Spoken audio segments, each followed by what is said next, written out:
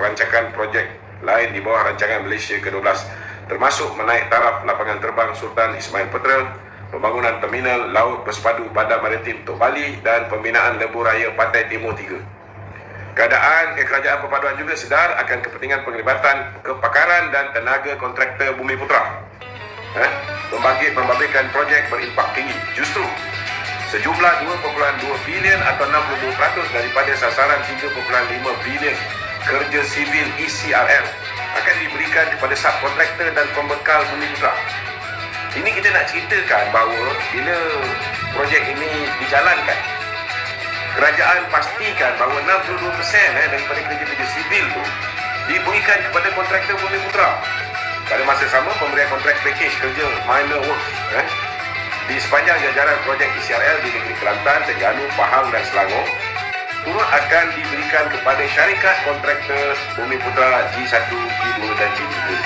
Maknanya saya nak menyampaikan ada peluang untuk kawan-kawan kita.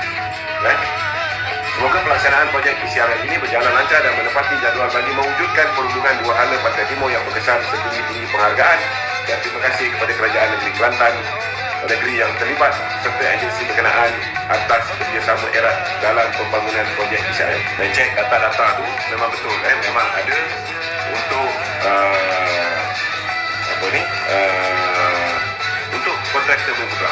So bila benda tu bagus, kita post tapi kadang-kadang kawan-kawan ni kita cerita tentang Ketua Negara pergi berjumpa dengan PAS Kelantan. Tuan-tuan tengok bila kita bersama dengan PMX ataupun bersama dengan Datuk Seri Anwar Ibrahim, mereka bincang macam-macam.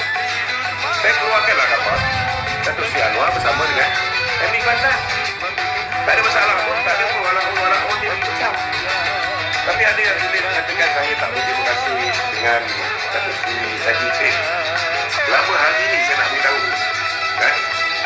kita cerita tentang ECRL, kita cerita tentang high speed rail, kita cerita tentang macam-macam yang dilaksanakan oleh Datuk Seri Najib. Saya nak tanya yang keluarkan cerita-cerita yang Datuk Seri Najib suka ni, kita yang keluarkan ke ataupun buat-buat yang mengaku gila